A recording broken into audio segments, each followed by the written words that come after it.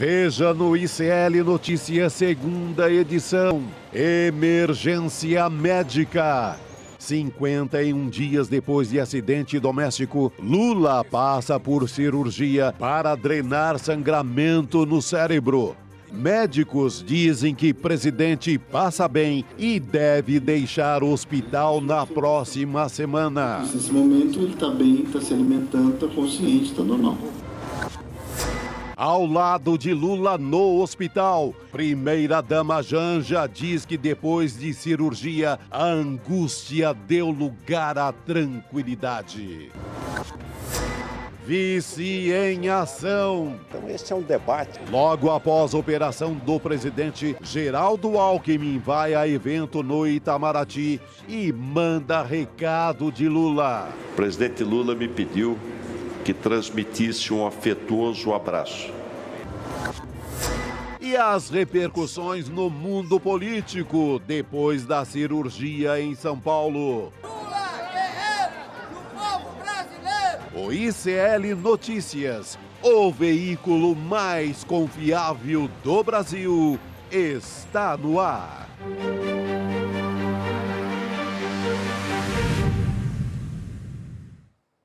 Alô, comunidade, estamos ao vivo, é o ICL Notícias, segunda edição começando agora, com nova formação aqui no estúdio, é a Heloísa Vilela e o Chico Sá. Quer dizer, a Elo já teve até ontem mesmo, mas dessa vez sem a Gabi, né, Elo? Bem-vinda mais uma vez. Sentindo a falta da Gabi, mas vamos tocando, né? Vamos embora. Acho que Elô não vai mais embora, não. Brasília é adeus, Brasília. Vai ficar por aqui com a Nada, gente. tem muita coisa acontecendo lá, tô precisando voltar rápido. Amanhã de manhã eu já tô lá. Boa, querido. E acho que a Elo atraiu a notícia aqui para São Paulo, né? Porque todos os olhares do país voltados para o Hospital Sírio-Libanês, onde está internado ainda na UTI o presidente Lula, depois de fazer um procedimento médico para drenar o sangue, né, que havia ficado como decorrência daquele tombo que ele levou há mais de 50 dias. Elô, então eu saúdo a todas e todos que estão com a gente. Vamos falar bastante sobre isso, a questão médica, as explicações médicas e os desdobramentos políticos, né? O que acontece com o presidente Lula fora de combate durante alguns dias? É uma batalha de Lula pela saúde e ele está travando várias outras batalhas políticas ao mesmo tempo, não é isso, Chico? Mas ele já dizia, né? Quem suplantou, superou a fome e a desnutrição infantil aos 5 anos, não é qualquer coisinha que derruba, não. É isso aí. Relembrando que toda a nossa programação no ICL Notícias, desde o Desperta até o N2, está sendo transmitida pela Pop TV do Rio Grande do Sul. Então, um abraço para o pessoal da Pop TV. Pelos canais 23.1 em Porto Alegre e o canal 45.1 em Sobradinho. Outro dia um amigo mandou, falou que estava lá em Porto Alegre trabalhando, entrou no hotel, ligou a televisão, falou, estou vendo aqui vocês na TV, e era na Pop TV, ele até me mandou a fotografia da tela da TV. Então um abraço para o povo que nos assiste lá no Rio Grande do Sul. Eu vou começar aqui no telão e aí a gente daqui a pouco já vai rodar aqui para falar bastante sobre as questões do Lula. Quando a gente vê o Lula indo para o hospital, Elô, a gente conversava mais cedo, logo lembra do presidente anterior, né? Que vira e mexe corria para o hospital. O Bolsonaro tinha um outro relacionamento com essa questão médica, né? Entre o bizarro e a vitimização. É bem diferente do Lula. Também, vamos ser claros também, né? O Bolsonaro teve aquela questão da facada, então não é como o Lula que tem uma questão aí relacionada a um tombo. Então, são duas situações médicas diferentes, mas a maneira de enfrentar a ida para o hospital é bastante diversa. Vamos relembrar o que o Bolsonaro fazia? Ele transformava numa bizarrice, numa espécie de um espetáculo. Chegou a exibir, né? A exibir a cicatriz da facada. O pessoal até poupou um pouco a gente aqui, colocaram só no cantinho a barriga, mas ele exibiu assim para o SBT, tá aqui a manchete da época, né? Isso foi em 2019, Chico, logo depois que ele tomou posse. Né?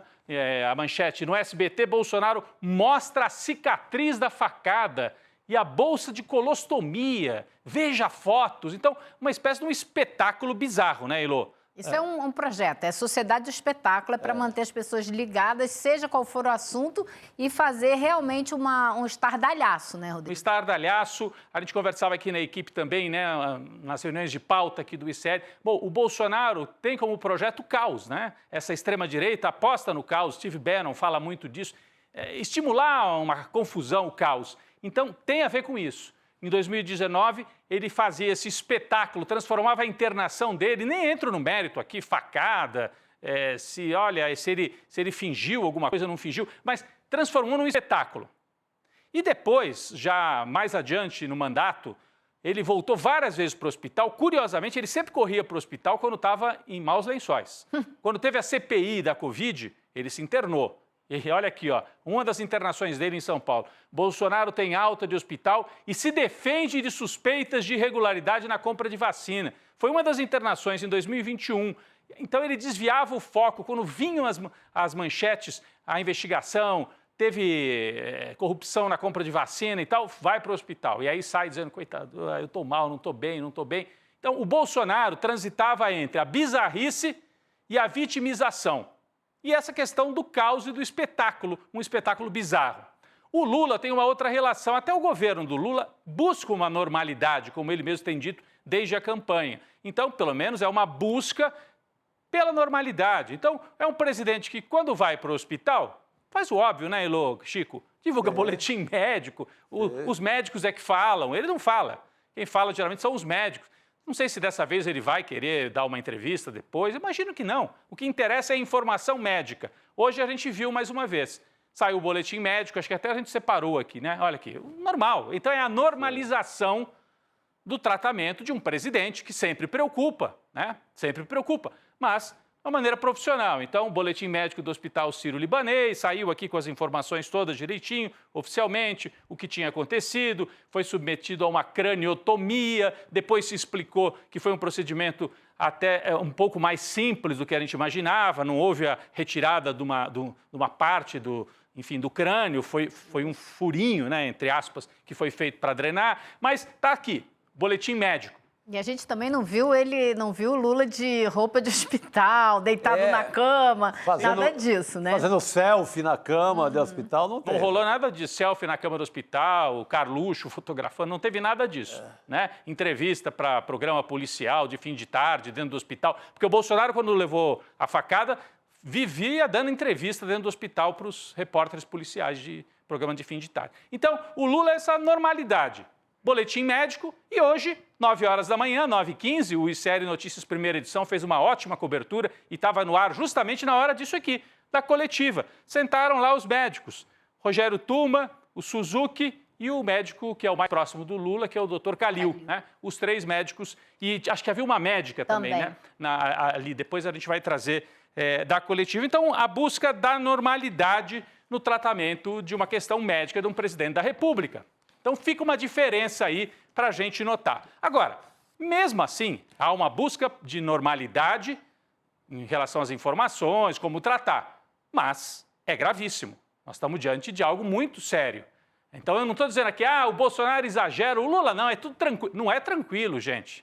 Então, vamos agora, põe a bola no chão, é diferente do Bolsonaro, mas é muito sério. Um homem de quase 80 anos, se fosse qualquer um, o pai, o tio, enfim, um irmão de qualquer um de nós, estaríamos muito preocupados. Uma pessoa de quase 80 anos que vai fazer uma intervenção cirúrgica na cabeça. É muito preocupante, né? É para a gente levar muito a sério. Não é para dizer, o Lula está tudo normal, daqui a pouco saiu, vai... Não, é algo muito, muito sério. Tanto que transferiram de Brasília para São Paulo, que é um tema que nós vamos discutir daqui a pouco aqui, né? Então, o primeiro ponto é isso. Não é banal uma pessoa de 80 anos, quase 80, fazer uma cirurgia, uma intervenção cirúrgica na cabeça. Segundo, um presidente da República, com a rotina que o Lula leva e que tinha tomado um tombo há 51 dias. Então, é outro ponto. Os médicos até disseram de manhã, olha, não é incomum que a pessoa que bata a cabeça, seja num acidente, num tombo besta, né, como a gente costuma dizer, numa calçada ou dentro de casa, passa um tempo e depois tem a hemorragia. Não é incomum. Então, a questão não é essa. A questão é que trata-se de uma pessoa de quase 80 e de um presidente da República, né? Então, tem primeiro essa preocupação médica.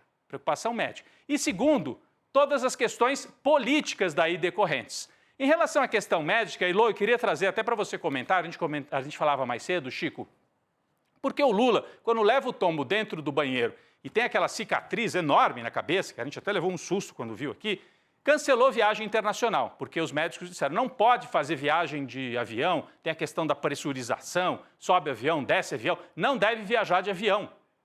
A gente ouviu aquilo quando ele tomou o tombo e tinha hemorragia ali.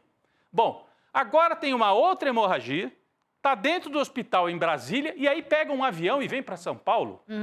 Isso que eu não entendi muito bem isso. Por que não trataram em Brasília? Ah, porque o doutor Calil é de São Paulo. Mas tem um hospital lá. Não há nenhum risco em colocar... Depois eu acho que a gente podia perguntar isso para o médico que vem aqui daqui a pouco. Não é isso, Elô? Com certeza. Foi a primeira coisa que eu pensei. Bom, se ele não pôde viajar depois da operação, por que viajou agora? Por que ele foi submetido a esse sobe e desce, né? De pressão, né? Acho que é algo que precisa de explicar melhor. E outra coisa que a gente sabe também é que o presidente, além desse problema da queda dele em outubro, ele operou o quadril em setembro. Então, ele já passou por uma outra cirurgia, perdeu sangue, essas coisas se acumulam. Eu ouvi de uma pessoa muito próxima a ele que ele precisa descansar. Ele precisa, talvez, tirar uma licença médica. Mas se ele tirar uma licença médica, a Alckmin assume imediatamente como presidente em exercício. Então, existe também essa discussão política a respeito do que fazer nesse momento. Então, era aí que eu queria chegar. Agora, falamos dessa questão médica, muito rápido. Daqui a pouco vem o doutor Pedro Tourinho aqui para tirar dúvidas, a gente poder perguntar tudo para ele sobre a intervenção que foi feita na cabeça do presidente Lula. Mas, Chico, fica também a questão política, que a gente vai debater muito hoje aqui, inclusive depois vem o Demore também, trazendo outras questões. É claro que a extrema-direita está explorando essa questão já do Lula, mas há uma questão efetiva, para além da exploração da extrema-direita, que abre-se a seguinte pergunta. Bom, será que o Lula vai chegar em condições para disputar em 2026? Essa é uma questão, né, legítima. Exatamente, era um debate que já havia sido instalado antes da queda no banheiro do Palácio da Alvorada. Ele volta com a queda e agora, hoje, foi reaberto de vez. Acho que é um debate que se põe. Tem condições, não tem condições? Eu acho que a direita vai explorar bastante isso, mesmo com o Lula saindo ali, tinindo, assim, dentro do que a gente imagina como uma cirurgia muito bem sucedida. Mas o debate está instalado a partir de agora. Está instalado esse debate mais de médio prazo, que é o que fazer em 2026.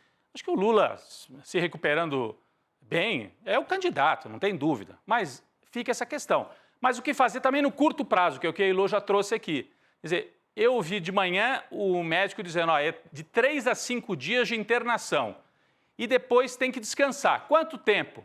Aí o médico que deu entrevista aqui para a nossa equipe do ICL, primeira edição, disse, se fosse meu paciente, no mínimo 2 a 3 semanas. Então você pensa, 2 a 3 semanas, já bate lá no Natal, o Ano Novo. Vamos dizer que o Lula teria que ficar de folga de agora até lá pelo dia 5 de janeiro. Seria razoável, né? Já estamos no fim de ano. Não pode estar encontrando com o Arthur Lira, né? É isso. A dor de cabeça. Não, com aquele ímpeto que o Arthur Lira chega para tomar emendas, não pode. Aí é que dá dor de cabeça mesmo. Não, mata. Então, agora, fica uma questão. É um momento de negociação, né, Elô? Que o Lula é que é o avalista das negociações, né? Tudo bem, ele não precisa entrar na miudeza lá do Congresso, das emendas e tudo, mas as grandes negociações dependem dele. Então, passar o poder para o Alckmin talvez seja ruim para o governo, porque daí que o Centrão vai vir com tudo. Um presidente fraco, temporário, vamos negociar com ele. Então, tem todas essas questões também. Se o Lula passa para o Alckmin, ou se ele fica resguardado, mas mantém, de alguma maneira, a administração do país com ele. Tira só 5 dias, depois volta, mas vai ficar resguardado no Palácio da Alvorada. São questões que a gente vai debater aqui ao longo do programa. E o que eu ouvi, Rodrigo, agora, no fim da tarde, de pessoas muito próximas do Lula, é que essa discussão está acontecendo nesse momento. Se ele tira uma licença, se ele não tira uma licença. Por quê? O Lula tem um ritmo de trabalho muito, muito intenso. Então, ele voltou daquela operação do quadril e rapidamente já estava trabalhando a todo vapor. Depois dessa queda em casa, também voltou a trabalhar a todo vapor. O ritmo dele é absurdamente intenso, especialmente no momento que o país está passando, que precisa aprovar esse orçamento, precisa aprovar o pacote de reforma tributária. Então, são muitas questões e que os médicos vão ter que decidir junto com ele se ele concorda finalmente em tirar uma licença. se afastar por 2, 3 semanas, se recuperar direito e deixar o Alckmin no comando. Isso não quer dizer que ele não pode telefonar para o Alckmin e acertar as coisas, mas ele não vai ficar nessa correria de agendas e reuniões atrás de reuniões. É muito tempo, muito tenso, né? Então, talvez o melhor fosse ele realmente se recuperar e voltar em janeiro com todo vapor, né? Exatamente. Pegue o dia do Lula ontem, que ele é reunião atrás de reunião, inclusive ministerial. Falaram até que, ao contrário de todas as outras ocasiões, ele até estava falando menos, talvez já incomodado. Depois recebe de cara a Arthur Lira, às 5 da tarde. O cara que está fazendo uma chantagem, uma coisa de faroeste, vamos ser claros, né? Fazendo uma chantagem assim que nem no cangaço velho, nem no cangaço novo se viu. Então, é muito pesado esse tipo de coisa. E a agenda dele? Na sexta-feira, o Lula veio a São Paulo participar do evento do Grupo Prerrogativas. Por videoconferência, participou do encontro do PT. No fim de semana, foi ao Uruguai e condecorou o Pepe Mujica, né? Agora não lembro a ordem, se foi antes ou se foi depois do prerrogativo. Mas, enfim, é uma rotina que, para um homem de quase 80 anos, é uma rotina pesada. Antes disso, o encontro... Para a gente seria, pra Rodrigo. gente, imagina essa correria. Pois é. Né? Agora, falando nos médicos, vamos, então, dar uma olhada um trecho da entrevista coletiva do médico Roberto Calil, no Hospital Sírio-Libanês de manhã. Ele explicou o procedimento e explicou que Lula se recupera bem, isso é que é o mais importante. Está consciente, conversou com os médicos, está em repouso ainda na UTI, porque é o recomendável depois de uma intervenção na cabeça. Foi aqui na frente, na verdade, né? Mas vamos ver o que disse o médico Roberto Calil. Durante a noite, o presidente foi transferido para o Hospital Sírio-Libanês, aqui nessa unidade. Foi submetido a uma cirurgia para drenagem do hematoma do sangramento do cérebro. O presidente evoluiu bem, já chegou da cirurgia praticamente acordado, encontra-se agora estável, conversando normalmente, se alimentando e deverá ficar em observação aí nos próximos dias. Vocês observaram que o áudio estava péssimo, a gente legendou, quem estava assistindo aqui pela tela pôde acompanhar melhor, é a fala do Calil, que acompanha o Lula há bastante tempo, né? O médico que faz os check-ups todos do Lula. A primeira-dama, Janja, acompanhou tudo, veio de Brasília para São Paulo com ele e publicou uma foto ao lado do presidente agradecendo as orações em favor do Lula, né? Tá aí a mensagem da Janja, diz o seguinte: depois da cirurgia muito bem sucedida, a angústia dessa noite deu espaço para tranquilidade e para a certeza de que, com a dedicação da equipe médica e com a fé e o amor do povo, em breve ele estará novamente de volta ao trabalho, por isso fiquem tranquilos. Claro que essa foto não é de hoje, né? Essa foto é uma foto antiga que ela usou, porque essa não é a foto do pós-operatório. Mas é o esforço todo, não só da Janja, como de todo o governo, de tranquilizar a população, de que o Lula está bem. Os médicos também foram muito claros a esse respeito, explicando aonde foi a drenagem e como isso não pode, de forma alguma, ter qualquer tipo de consequência, né, de sequela. Não tem esse risco, não existe, é uma coisa simples, aparentemente simples. E outra coisa que é bacana da gente destacar também, né, a gente estava até conversando isso mais cedo hoje, uma operação no cérebro, por mais que oh meu Deus, uma operação, o pós-operatório é muito mais fácil, mais tranquilo do que qualquer operação, por exemplo, no sistema digestivo, que você fica sem comer antes da operação, depois da operação, tem risco de infecção. Claro que em qualquer parte do corpo tem, mas o risco é muito maior por causa do volume, quantidade de bactéria que você tem no aparelho digestivo. Então, uma operação dessa, o pós-operatório é sempre muito mais fácil, mais rápido, mais tranquilo. Exatamente. Agora, você repara que tem um cuidado, né, com a informação, o Calil, a equipe toda, porque o Brasil tem um acontecimento que marcou muito, que foi a morte do presidente Tancredo Neves, nos anos 80. Então, isso ficou como uma sombra permanente. Qualquer doença de presidente da República, você lembra imediatamente da morte do Tancredo. Foi um caso que informações foram escondidas, havia muito, batia-se cabeça, um médico vinha com a informação, outro vinha com outro, o jornal trazia outra completamente diferente. Então, tem que ter sim esse zelo, não é, de ser 100% transparente em relação às informações. Eu ouvi isso hoje de um deputado, né? Ele falou, Heloísa, impossível a gente não lembrar do Tancredo Neves. Fica essa sombra, essa nuvem, Fica. né? E que deixou também sob suspeito o sistema médico de Brasília. Exato. Né? Então ficou sempre essa dúvida, houve erro médico no Tancredo para ele acabar tendo uma sepsemia, não houve, né? Então ficou sempre essa dúvida. A gente não sabe qual foi o motivo que levou o doutor Calil a decidir que a Lula tinha que ir para São Paulo, não poderia se tratar em Brasília. Então, isso é uma informação que a gente ainda não tem, mas ele foi muito ríspido na entrevista coletiva. Foi o único momento da coletiva onde ele foi muito ríspido quando foi perguntado por que Lula foi para São Paulo. Decisão médica. Foi assim, então... Bom, que é uma decisão médica, ficou claro, né? Mas por quê? Afinal, por quê? Tinha uma unidade do Sírio-Libanês em Brasília. Sim, e veio num avião sem UTI. Ele não tem UTI, claro, tem um equipamento e tal. Um equipamento básico. Mas assim. não foi, digamos assim, com quase um hospital aéreo, ele não foi. Bom, a gente preparou aqui para as pessoas entenderem, estamos falando 51 dias, né? Entre o tombo no banheiro do Palácio, olha só como é que são as coisas, um tombo no banheiro do Palácio da Alvorada gera uma crise 51 dias depois, com o presidente travando uma batalha aí pela saúde. Segundo os médicos, tudo relativamente tranquilo, mas como eu disse no começo, né, é uma cirurgia um homem de quase 80 anos. A nossa equipe preparou aqui, Elô, Chico, todas e todos que nos acompanham, uma cronologia para a gente relembrar como é que foi essa sequência toda. Então vamos lá.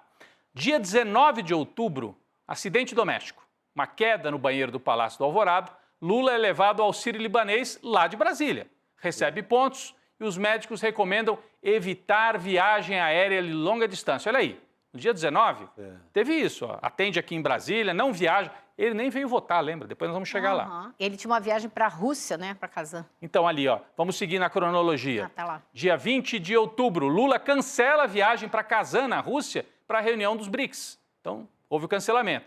Dia 25 de outubro ainda, cumpre a primeira agenda no Planalto após o acidente, uma reunião para assinatura de acordos. No mesmo dia 25, novo exame de imagem na cabeça mostra um quadro estável e ele foi liberado para o trabalho. Dia 27 de outubro, Lula cancela a ida para São Paulo para participar de agendas com bolos e nem vota no segundo turno. Chama atenção isso, né? Acho que foi a primeira vez que um presidente da República não vota numa eleição municipal. E segue aqui, dia 29 de outubro, Lula cancela a viagem para a Colômbia para participar de conferência da ONU sobre biodiversidade. 31 de outubro, novo boletim do Sírio-Libanês de Brasília, até aí tudo em Brasília. Tudo em Brasília. Repete a avaliação de imagem. O quadro está estável, mas a recomendação médica é de não viajar de avião ainda. Olha só, 31 do 10, né? Vários dias já depois do tombo. E a recomendação era não viaje de avião. Bom, 3 do 11, novos exames revelam quadro estável. 5 do 12, aí sim o Lula começa a viajar. Lula viaja ao Uruguai para a cúpula do Mercosul, se encontra com o Mujica. Antes disso já tinha ido para o Rio, né? Participar da cúpula do G20 e tal. Isso. Dia 9 de dezembro, Lula é internado no Hospital Sírio-Libanês de São Paulo e operado para drenar o hematoma. Então tem essa sequência aí, depois a gente vai perguntar isso para o médico, né? Chama atenção. Afinal, é recomendável ou não entrar num avião? Aliás, não é recomendável entrar num avião, mas nesse caso valeu a pena correr esse risco, né, de trazer um avião sem UTI, como lembrou. E essas viagens que ele fez antes, será que devia ter esperado mais um pouco? É outra questão também. Fica tudo dúvida, isso é para discussão agora, sim. E a gente tem a foto, né, a cabeça, né, o local onde o Lula teve o primeiro acidente, né, a queda no banheiro. Quando eu vi a primeira vez, porque eu imaginava, a queda no banheiro é uma coisinha, né? Olha, foi um talho grande mesmo. Então, você viu o Eduardo Moreira contando hoje como é que foi esse acidente? Queria cortar a unha, não é isso?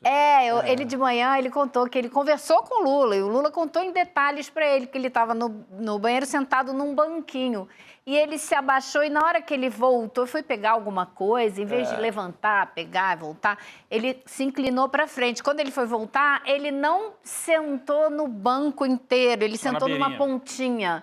Então, nessa pontinha é que ele caiu. Então, foi um acidente bem tolo, né? Bem bobo. É algo bem banal que vira essa novela toda, né? Que vira essa novela Mas como toda. costumam ser, né? Os acidentes com pessoas de mais idade dentro de casa e no banheiro são Costumam ser acidentes assim, Clássico. complicados, né? Assim, para quem tem mais idade, mesmo para quem não é idoso, isso pode acontecer com os acidentes domésticos, né? O Geraldo Alckmin, no dia de hoje, depois nós vamos retomar em detalhes isso, mas ele cumpriu uma agenda que seria do Lula, né? Foi encontrar com o presidente da Eslováquia, mas sem haver a transmissão, Elô. A gente podia entrar um pouquinho já nisso. Quer dizer, o Alckmin vai, se o Lula ficar internado vários dias, ficar fora de combate, tem que haver uma transmissão de cargo? Olha, assim? o que você apurou já o que eu sobre isso? soube hoje é o seguinte, quando você é presidente, você sai do país, aí você tem que assinar um termo para passar o cargo, para deixar o vice-presidente exercendo a função de presidente. Mas se você está dentro do território nacional, dentro do país, você não precisa fazer isso. Basta, por exemplo, no caso do Lula agora,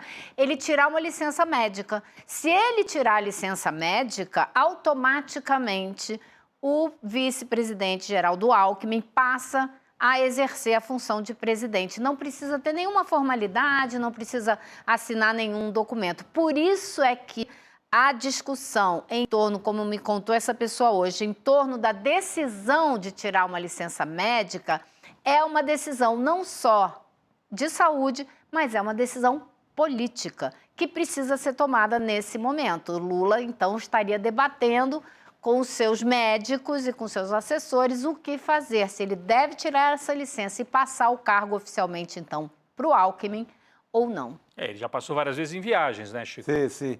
E acho que até mesmo essa batelada de negociações ainda que ainda faltam, da reforma tributária, dessas emendas, que é essa chantagem toda do Congresso, eu acho que o Alckmin dá para resolver isso com um telefonema ou outro para o Lula. Tem o Haddad, que já vinha nessa negociação também, né?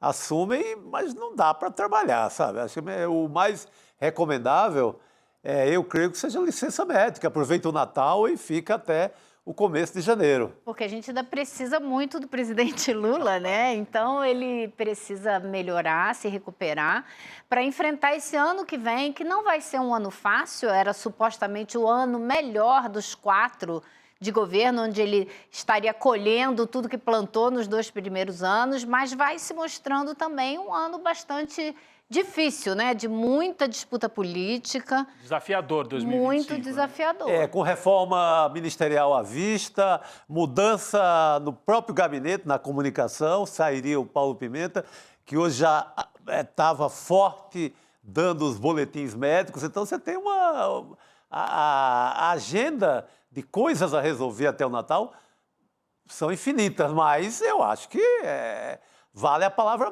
do médico. É longa, não tem... e inclui, inclusive, a possibilidade de incluir Arthur Lira e Pacheco no ministério, cada um num ministério. Como parte da negociação para aprovar as medidas todas do governo. Como parte de uma negociação que, na verdade, já vem há mais de um ano, sabe? Porque os dois vão perder a presidência da Casa, né, da Câmara e do Senado. Então, teriam um lugar de prestígio dentro do governo para esperar 2026 e aí seguirem Pacheco provavelmente se candidatando, o Lira também. Lira parece que quer vir para o Senado. Então, tem muita negociação política para ser feita. E o presidente Lula já deixou encaminhada a solução para a chantagem às emendas, né? Que seria uma medida provisória, uma portaria interministerial e tal. Estou aqui esperando para saber se ela já saiu. Seria tão fácil se o país cumprisse a Constituição. O Flávio Dino disse o quê? Vamos pela Constituição, o livrinho verde e amarelo ali, vamos abrir. Seu Arthur Lira, seu Rodrigo Pacheco, não pode, sem dizer o nome de quem está mandando esse dinheiro todo. Fica feio, às escondidas. Coloca o nome do senador, do deputado que está mandando o dinheiro. O que é que vai fazer com esse dinheiro? Não dá para a gente não saber nada. Porque senão dá no novo kit robótica.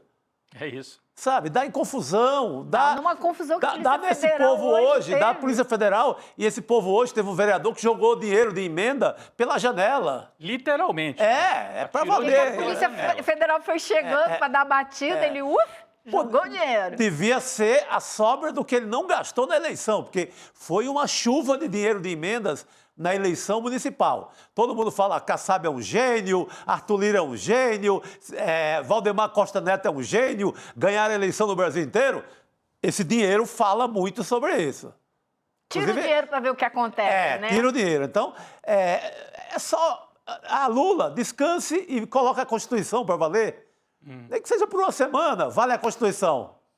Abre ali, que é o que o Dino está propondo ao Congresso, e resolve. Agora, sem Constituição fica difícil. Pois é. A gente está falando de 2025, né? Um ano desafiador, porque seria o ano de colher os resultados bons na economia, mas a gente tem o Banco Central já subindo os juros e uma pressão tremenda para que suba mais ainda. O dólar nas alturas, né? A gente não sabe se a economia vai continuar mantendo esses números que vêm bem, os últimos números são bons da macroeconomia. Então, na economia, não sabemos. Na política, né? Parecia que ia ser um ano um pouco mais tranquilo, porque não tem eleição, é um ano sem eleição, mas tem todo esse desafio do Centrão e tal. E tem outras duas coisas que podem gerar turbulência, né? O julgamento do Bolsonaro e de militares, generais que podem ir em cana. Então, é um ano que vai demandar muita energia do governo e do próprio presidente Lula. Elô, daqui a pouco nós vamos ter aqui ao vivo, já está se preparando, o médico Pedro Tourinho, professor de medicina e médico, e vem ajudar a gente a entender o que aconteceu. Queria só mostrar, as pessoas acompanharam durante o dia, né? De manhã eu vi a nossa equipe no ICL Notícias primeira edição, ali foi tudo no susto, né? Porque Lula internado, saíram correndo atrás de médicos, fizeram uma entrevista boa, mas agora nós temos tudo mais bem explicadinho. Vamos colocar aqui na tela para quem não entendeu ou quem não pôde olhar as notícias durante o dia. Olha aí, o procedimento que o Lula fez, tecnicamente, é chamado de trepanação. E eu acho assim curioso, mas dizem que é também normal, o local da lesão original, a gente observa aí na tela, se você puder olhar aí na tela agora, foi atrás, foi na nuca. Sim. Então, apesar de ter sido uma lesão na nuca, o hematoma agora surgiu no lobo frontal esquerdo, na parte esquerda frontal, né? Que é os médicos dizem que é mais ou menos comum, né? Ele bate num lugar, Chico, e depois o reflexo pode aparecer em outro lugar do cérebro. O médico explicou hoje na coletiva, bate atrás e chacoalha a cabeça e é na frente que aparece o hematoma. Diz que é super comum. É super comum. Voltando então para aquela imagem que estava aí na tela, para o quadro que a nossa equipe preparou, então olha aí, foi colocado um dreno no chamado lobo frontal esquerdo e foi feita esta cirurgia. Eles colocaram drenos para retirar o hematoma que tinha cerca de 3 centímetros. A operação levou 2 horas e a cicatrização ocorre naturalmente. Não foi aquele tipo de cirurgia no crânio em que se abre uma espécie de uma tampa, né? Se retira uma parte do crânio, não. Foi feito um furo e por esse furo foi feita a drenagem no lobo frontal esquerdo, tirando esse sangue que estava acumulado ali. Então, daqui a pouco, o doutor Pedro Tourinho vem para dar mais detalhes, mas basicamente é o que está aí na tela. Uma pancada na parte de trás que gerou um hematoma na parte da frente esquerda, pressionando. Por isso que o Lula estava cansado, né? Os assessores diziam... Dor de cabeça, etc. Bom, vamos chamar o doutor Pedro Tourinho, já está aqui com a gente. É um prazer recebê-lo. Médico, professor de medicina. Tourinho, mais uma vez, né? Faz tempo que a gente não conversava aqui nas transmissões ao vivo. O Pedro Tourinho, que é também uma liderança política em Campinas, né? Foi candidato a prefeito pelo PT e deputado federal suplente agora, mas chegou a assumir o mandato durante alguns meses, como eu acompanhei. Então, obrigado pela sua presença aqui no ICL Notícias, Tourinho. Rodrigo, prazerão estar aqui com vocês, prazerão estar aqui conversando no ICL, que é um canal que eu admiro demais, né? Muito bom estar falando neste momento que eu acho que todo mundo precisa de muita informação sobre o que está acontecendo com o nosso presidente mesmo. A gente precisa garantir que todo mundo está devidamente informado, porque a gente sabe que o lado de lá adora desinformação, né? Então, a primeira pergunta é essa, quer dizer, 51 dias depois do tombo, é normal, você que é médico, acompanha muito esta área e tal, é normal que depois de tantos dias apareça um hematoma numa outra região da cabeça? Explica isso pra gente, é algo que vocês veem nos consultórios e nos hospitais normalmente? Sim, é um quadro, vamos dizer, esperado, que pode acontecer com uma frequência muito grande em pacientes que sofrem acidentes, pancadas, eventualmente acidentes automobilísticos, quedas, né? O que acontece nessas situações é que a cabeça, né, quando ela sofre o impacto e tem aquela desaceleração muito grande por causa da pancada, você cai, você movimenta a cabeça em alta velocidade e de repente acerta uma superfície, que causa uma grande desaceleração e isso faz com que o cérebro, dentro né, dentro do crânio, ele sofra um chacoalhão. Qualquer pancada que você leva na cabeça, é isso que acontece. Inclusive, né, o contragolpe faz com que muitas vezes o lugar onde você vai ter o sangramento seja justamente o outro lado da cabeça de onde foi o impacto. Você vê que o Lula teve que fazer os pontos de sutura aqui na nuca e o sangramento foi frontotemporal, né? Foi na área lateral, frontal, né? Um pouco aqui da cabeça, exatamente. Aí foi onde foi a sutura. E o que acontece é que o cérebro é revestido por umas membranas muito delicadas, né? A dura mater, pia mater, são as meninges. E essas meninges têm, o cérebro tem as veias, pequenos vasinhos que fazem a conexão entre essas estruturas e, frequentemente, com esses processos de desaceleração, essas pequenas veias são esticadas e algumas delas podem se romper. A gente, quando soube que o presidente Lula, após ter sofrido essa queda, tinha tido um sangramento, já se sabia que tinha tido a ruptura de algumas dessas veias. O que acontece com o tempo é que esses hematomas, esses acúmulos de sangue que vão se formando por causa dessa ruptura, eles tendem a se hidratar, eles puxam um pouquinho de água ali no processo de evolução do quadro, e isso às vezes faz esticar um pouquinho ali, se afastar, tensiona as membranas, e isso pode provocar uma nova rotura de pequenas veias. Aí vai gotejando, geralmente são sangramentos muito lentos, e é por isso que eles aparecem meses depois. Não é um sangramento como se fosse uma artéria que está lá sangrando com grande volume.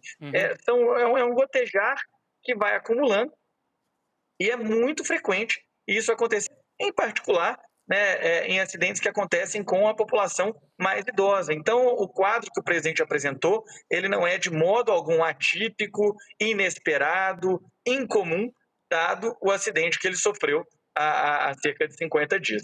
Então, o bom dessa história é que o presidente estava... Oi? Diga. Continua, não. O bom dessa história é que o presidente está reagindo bem, né? Está acordado, está conversando, está ativo. Não. Agora, a gente se perguntou aqui o dia inteiro se não foi prejudicial ou se foi uma decisão acertada transferi-lo de Brasília para São Paulo. Ou seja, logo depois dessa queda que ele teve, ele ficou muito tempo sem poder pegar avião, justamente por causa da pressão, né? Quando você levanta voo e quando desce, essa variação de altitude. E agora, a primeira coisa que fizeram quando descobriram esse hematoma foi trazê-lo para São Paulo. A gente estranhou um pouco. O senhor acha que isso é comum, é normal, não apresenta nenhum risco? Vamos lá. Primeiro que essa coisa da mudança de pressão que ocorre no voo, isso não tem, de fato, nenhuma evidência que sugira que isso aumenta o risco de uma complicação nesse quadro, tá? Essa é uma coisa importante colocar. A decisão sobre onde realizar o procedimento tem muito a ver com a oferta do profissional de escolha do presidente, do profissional da confiança do presidente. Uma cirurgia é um procedimento muito delicado, que exige, né, que o presidente esteja com uma equipe que é a equipe que ele escolhe, que ele confia, né, e uma equipe de alta qualidade. O hospital em Brasília, inclusive, tem condições de realizar esse procedimento, né? Isso tem condições de realizar em Brasília, mas a equipe do presidente e o presidente decidiram que o melhor lugar para fazer isso era em São Paulo. Esse deslocamento, um deslocamento relativamente rápido, né? Foi feito com uma operação muito bem articulada e que garantiu a chegada do presidente no hospital num tempo ótimo, dá para dizer. Quando a gente fala tempo ótimo, é um tempo ideal porque não houve nenhuma sequela, né? Então, esse período de espera também não foi um período que acarretou nenhum agravamento para a condição clínica do presidente. Não houve nenhuma das complicações possíveis de acontecer quando você tem um hematoma dessa natureza, se desenrolou. O presidente, então, teve condições de fazer o procedimento com absoluta segurança, com a equipe da escolha dele, com uma equipe, né, muito capacitada, dá para ver que é uma equipe, inclusive a comunicação que eles têm feito é uma comunicação muito, muito clara, muito firme, e com a perspectiva muito, muito positiva para o presidente, né? Uma neurocirurgia, um procedimento, né, uma trepanação é sempre um procedimento que inspira muita preocupação. Essas condições são condições que levam a uma expectativa, uma ansiedade grande pelos riscos que estão envolvidos, mas no caso do presidente, tudo que nós temos são boas notícias. O presidente está sem nenhum prejuízo neurológico, né? Está ativo, conversando, com todas as funções neurológicas dele preservadas, que é o que costuma acontecer quando essa cirurgia é feita no tempo certo mesmo. Chico. Boa. Doutor Pedro Tourinho, passou-se a discutir, agora depois do sucesso da cirurgia, quanto tempo o Lula deve descansar, tirar férias, esquecer um pouco a treta da política federal. Na sua opinião, como médico, você acha que quanto tempo seria necessário ali para resolver esse drama do descanso ou não descanso? Chico, prazerão falar contigo aqui, falar com vocês todos, viu? Eu quero dizer assim, a decisão sobre o tempo de recuperação, uma decisão que vai ser tomada entre o presidente e a equipe médica do presidente. O ideal, o presidente vai ter que ficar internado pelo menos essa semana, né? Isso aí é certo, alguns dias de observação na UTI, que é onde ele tem um monitoramento mais intensivo e que permite, portanto, que qualquer complicação, né, mesmo as mais incomuns, sejam identificadas muito prontamente e dessa maneira a gente poder intervir caso seja necessário, não que isso seja provável, né? Esse é o menos provável, mas a gente tem que garantir todos os cuidados. E aí a decisão sobre a maneira como vai ser retomadas as atividades, vão ser retomadas as atividades, é uma decisão que vai ser feita nessa articulação entre o presidente e a equipe. A equipe hoje, na coletiva, falou que dentro de uma semana a expectativa é que o presidente volte para Brasília. Eu acho essa uma estimativa razoável. Ela implica em estar pelo menos uma semana, né, no hospital, 5, 7 dias no hospital, sem pressa para sair.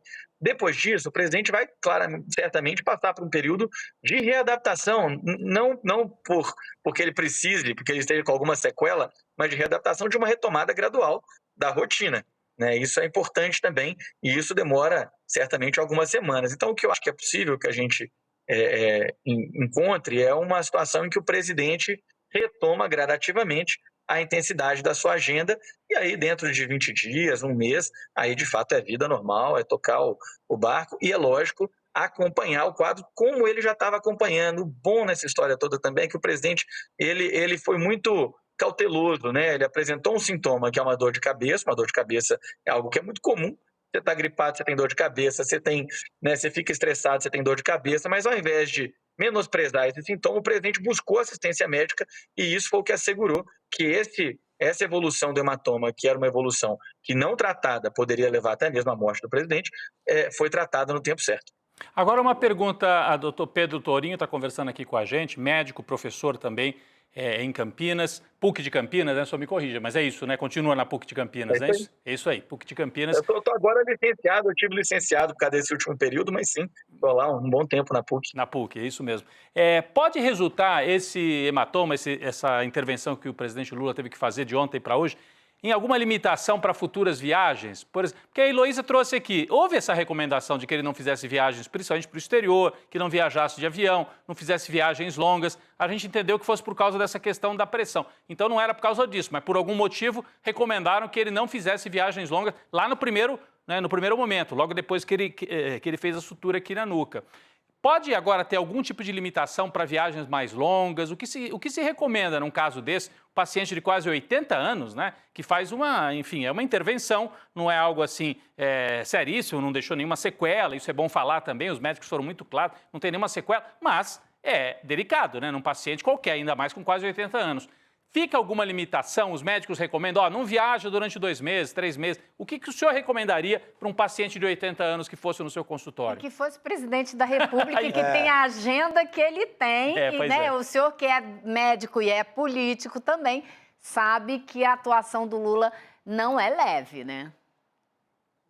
Não, definitivamente é uma agenda, um ritmo de trabalho absolutamente intenso. Eu imagino que o presidente já deve estar doido para poder voltar a participar das coisas nesse momento. A equipe falou lá que ele está vetado de trabalhar por esses próximos dias, isso é muito bom, não está nem recebendo visitas, né? Está só com os acompanhantes, com a Janja, com um contexto mais de cuidado familiar. E a principal questão sobre a viagem é a garantia de que o presidente vai ter acesso à assistência médica no tempo correto, no tempo certo, prontamente, caso se faça necessário. Um voo transatlântico, por exemplo, é um período de no mínimo 8 horas em que você está no meio do mar, você não tem para onde correr caso tenha uma complicação. Então, de fato, não é prudente que no momento mais imediato dessa recuperação o presidente se coloque nessas situações de maior vulnerabilidade. Não tem um risco intrínseco à viagem em si, como algo que vai desencadear um agravamento, uma piora, não é isso. Né? O que a gente tem que assegurar é que o presidente vai estar sempre a um tempo razoável, adequado, de uma assistência médica de ponta, né? caso ele tenha necessidade. Esse processo do hematoma, o mais provável é que ele não recorra, mas tem uma série de complicações que podem acontecer. Você pode ter um hematoma do outro lado da cabeça, o procedimento às vezes acaba levando a um hematoma do outro lado, você pode ter,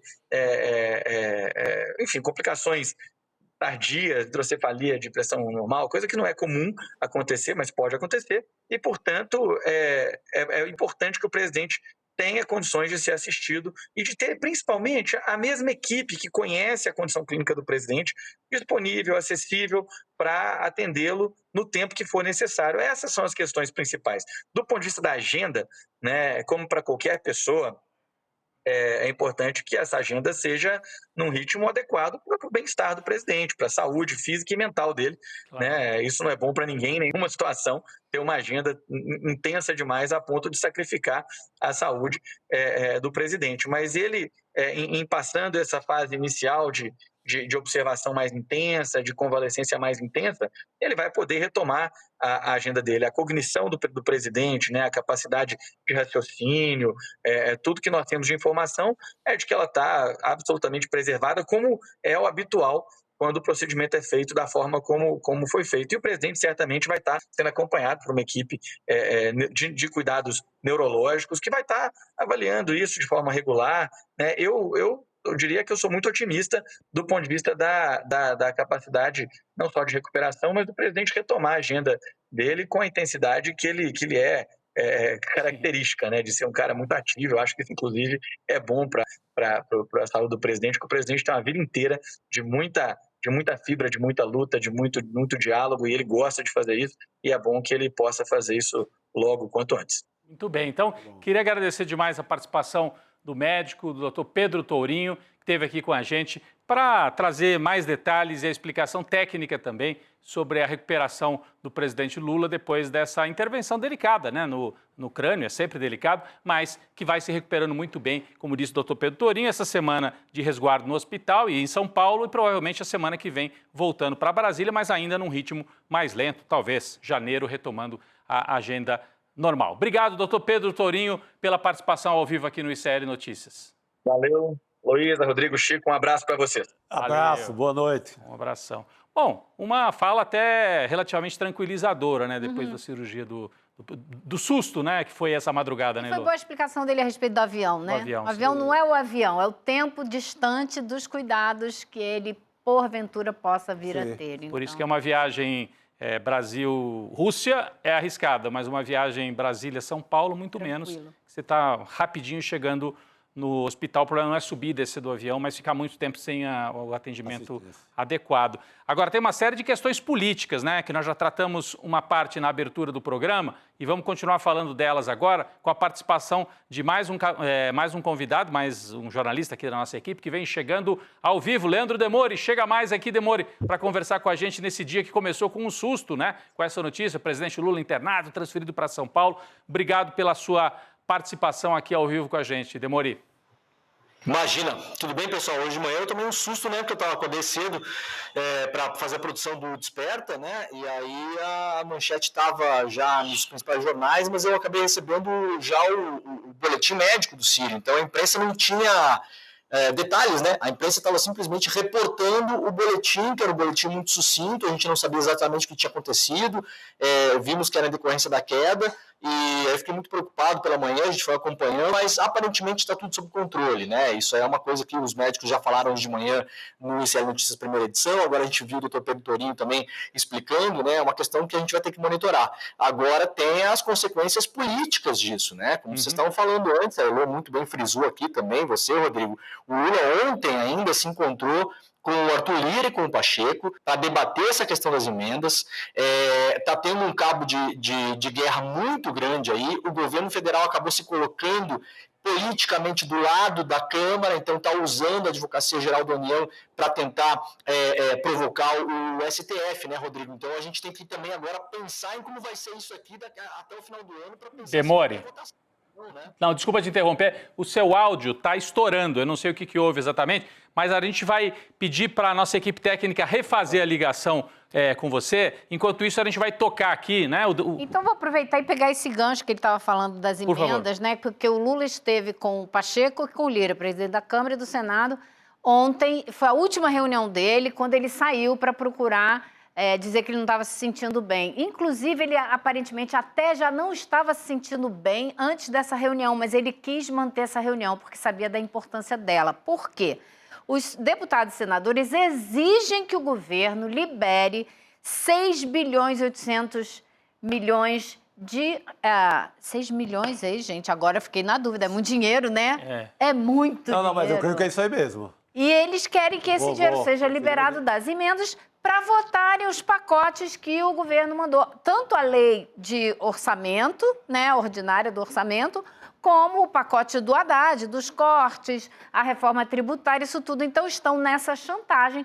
A vida está parada no Congresso. O presidente Lula fechou um acordo que ele faria um projeto junto com a AGU, que teria, né, um aval deles para essa medida interministerial para liberar essas emendas. Só que agora, assim, às 6h, ainda não tinha saído. Ainda não saiu. Ainda não saiu. E o Congresso, me disse um interlocutor do Planalto, não confia na palavra, quer ver o dinheiro na mão. Se não tiver com o dinheiro na mão, não vai votar nada. E a questão é, sem o Lula na ativa, o Alckmin pode tocar ou não essas negociações? Chico, eu vou só rodar aqui, por favor, enquanto o Demore vai se preparando para voltar. Nesses próximos dias, o vice-presidente Alckmin vai cumprir um papel importante, né? Talvez até nessas negociações.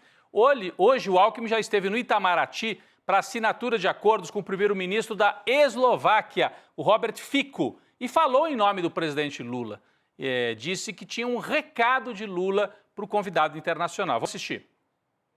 Quero cumprimentar primeiro-ministro da Eslováquia, Robert Fico, em nome do presidente Lula, dar as boas-vindas a Vossa Excelência, a toda a sua delegação, cumprimentar os ministros brasileiros. O presidente Lula me pediu que transmitisse um afetuoso abraço e que compartilhasse sua alegria de recebermos, aliás, a primeira vez que um primeiro-ministro da Iugoslávia visita o Brasil, e nós estamos felizes e honrados. Bom, vocês notaram que ele trocou, né? Na segunda vez chamou a Eslováquia de Iugoslávia, Chico. Depois ele corrige, mas ele falou... Mas o importante é que ele falou que o presidente Lula me pediu para lhe enviar um abraço, ou seja... Ele deixou muito claro que o presidente Lula está bem, que conversou com ele. É o recado subliminar, né? Você já passa assim. Ali, olha, houve conversamos, né? Aí, assim, eu não sou o presidente, estou cumprindo aqui uma tarefa provisoriamente. Sempre teve esse cuidado, né? Nas viagens, muito discreto. Tem sido um vice ideal. Exemplar, né? O vice que é vice mesmo. Não quer, não se apresenta ali de forma perigosa. Como alguns no passado recente. Que a gente conheceu no passado recente, Ele escrevia cartinhas, né? Como escrevia cartinha e falava difícil e tal. Bom, é melhor trocar o nome Eslováquia para Iugoslávia do que fazer o que o Temer fez. Do que trocar o cargo, né? Que não do que querer trocar o presidente. O trocar de posição, né? E é um ativo ministro, né? Ele é um ministro muito ativo, tocando grande o Ministério trabalho, da né? Indústria e Comércio. Nossa, viajando o mundo inteiro, fechando acordos internacionais importantes. Não, e nessa última prévia do PIB, né? Prévia não, nessa última divulgação do PIB do terceiro trimestre, a indústria se destacou como um dos setores puxando o crescimento do Brasil. A gente vinha olhando sempre o agro, né, à frente. Então, há uma retomada ainda tênue, mas uma pequena retomada da indústria brasileira. Quem falou também foi o Alexandre Padilha, ministro das Relações Institucionais, ressaltou a boa recuperação do presidente Lula, disse que em breve Lula voltará a todas as atividades. O Padilha que também é médico, né? Vamos acompanhar a fala do ministro Alexandre Padilha. Primeiro, o presidente Lula está muito bem. O procedimento foi exitoso, se recupera bem. Numa situação como essa, é muito importante saber se ele teve algum tipo de alteração de consciência antes ou depois do procedimento. Não aconteceu isso em nenhum momento. Durante todo o dia de ontem, o presidente manteve-se consciente, inclusive quando foi deslocado para São Paulo, antes de entrar na sala de cirurgia, sem qualquer sinalização neurológica, além da dor de cabeça e do exame de imagem, e se recuperou rapidamente também depois do procedimento. Hoje de manhã já se alimentava, contactava a equipe médica e os especialistas dizem que não tem qualquer sinal de sequela em relação ao procedimento. O presidente superou mais essa, gente. Continua tocando o Brasil, assinando, despachando os itens para o Brasil continuar no rumo certo, vai ficar um tempo dentro do hospital, daqui a pouco sai do hospital e volta à agenda normalmente. Então o Leandro Demori, voltando aqui para conversar com a gente, Demori, o seu áudio aqui restabelecido, você estava falando sobre as questões políticas, né? A gente trouxe aqui as questões médicas, o Alexandre Padilha tentando dizer que está tudo normal e tal, mas não, ele não está despachando propriamente, ao contrário do que disse o Padilha aí nesse vídeo, não está assinando papéis, ainda bem, né? Nem deve, né? Nem deve, dentro da UTI. Então, Demori, para você continuar no raciocínio que você vinha fazendo sobre a análise política, né, do que fica aí desse episódio. Claro, perdão. Eu tinha comentado com o pessoal da produção que o meu cenário ia estar maravilhoso aí já. Aí o cenário tá bom e o áudio estava ruim, mas agora acho que organizamos, né? Tá melhor? Tá melhor. Então, beleza. Não, a questão é o seguinte, gente, a grande questão da República hoje, né, é a aprovação ou não desse pacote que o Haddad mandou para a Câmara, né? Vamos lembrar aí para as pessoas que nos acompanham, o Haddad, 2 semanas atrás, divulgou aquele grande pacote em rede nacional e tal, e isso foi para a Câmara dos Deputados. A Câmara, a Elô vem explorando muito isso nos programas, a Câmara está chantageando o governo, né? Está dizendo o seguinte, olha, se não liberar emendas, a gente não vota. O próprio Lira ontem se reuniu com os líderes partidários, os líderes partidários falaram que as votações estavam congeladas, ou seja, ninguém faz nada enquanto não se libera emendas. A grande questão é que várias dessas emendas, elas foram trancadas pelo Supremo Tribunal Federal. O governo federal não tem muito o que fazer. O Flávio Dino trancou as emendas em agosto, destrancou na semana passada com uma decisão que ele fez uma decisão de relatoria, o STF votou, seguiu o Flávio Dino e colocou, como diz a Elô, regras assim, né, Elô, muito draconianas. Por exemplo, colocar o nome do deputado que está mandando emenda. Que absurdo coisa isso. assim. Só isso, Não, gente. Fazer um plano, Demori. Esse é o fazer um plano para esse dinheiro aqui. Não, eu quero mandar sem plano, eu quero mandar. Exato. A Câmara tinha aprovado um projeto de lei, que virou lei, que o Lula sancionou sem vetos, dizendo, Elô, entre as coisas que tinha lá, era o seguinte, antes você mandava a emenda Pix lá e ninguém sabia para que ia ser usado. Aí a Câmara falou, não, então vamos moralizar isso aqui. Aí você pode mandar a emenda Pix e mandar o projeto depois. Entendeu? Você manda a emenda Pix, aí não tinha prazo, então você manda o dinheiro, daí o ano que vem, daqui a 10 anos, daqui a 60 anos, você manda o projeto. O Dino falou, não, vamos organizar isso aqui, isso é inconstitucional, né? Porque não rege o princípio da impessoalidade, não tem o princípio da transparência. O Dino colocou algumas regras, entre elas você apresentar projeto prévio, você colocar o nome dos deputados que estavam mandando dinheiro, quanto dinheiro seria mandado e principalmente o que incomodou a Câmara foi o STF fez o Executivo retomar o controle de uma parte das emendas, como? Fazendo com que os deputados fossem obrigados a consultar os ministérios, para os ministérios tecnicamente falarem, olha só, beleza, pode mandar. Porque o que acontece, gente? Os caras mandam dinheiro, por exemplo, para uma UPA, numa cidade, e não precisa nem ser, os caras podem mandar dinheiro para qualquer cidade do Brasil. Então você elege o cara lá no interior do Ceará, e o cara, para ajudar a eleger o brother lá no Paraná, ele manda a emenda dele para Maringá. O que não faz nenhum sentido. E para que é? Para construir uma UPA. Aí você vai consultar o Ministério da Saúde, o Ministério da Saúde fala, gente, nós já orçamos uma UPA, já está licitada, já está em construção, não precisa de UPA nessa cidade. Exatamente. E esse dinheiro não era controlado. Então ontem os líderes se reuniram com o Lira, falaram, não se vota nada. O Lira ontem se reuniu com o Lula se reuniu com o Lira e com o Pacheco. O governo está usando a Advocacia Geral da União para tentar forçar com o STF para liberar essas regras. O STF falou ontem, não se altera isso. E aí o Lula agora afastado gera uma grande incógnita, né, Elo? Eu não sei nem se isso vai ser votado esse ano ainda em Brasília. Olha, Demore, o que aconteceu ontem nessa reunião? Lira, Pacheco e a Lula fizeram um acordo de que o governo faria uma portaria interministerial com um parecer da AGU acoplado a ela, ou seja, porque o governo também tem que se defender da eventualidade do STF vir para cima dele e dizer, vem cá, você prevaricou aqui, porque eu já falei que você não pode soltar dinheiro sem regra clara. Claro. Então ele não, quer um parecer da AGU para distribuir esse dinheiro de emendas que estavam represadas desde agosto, né? E essa portaria não saiu até agora, Demore. Então tá... Ainda não saiu. Deve estar difícil, porque quem é que vai querer botar a canetinha lá, assinar, porque depois tem a responsabilidade sobre isso, vai responder na justiça?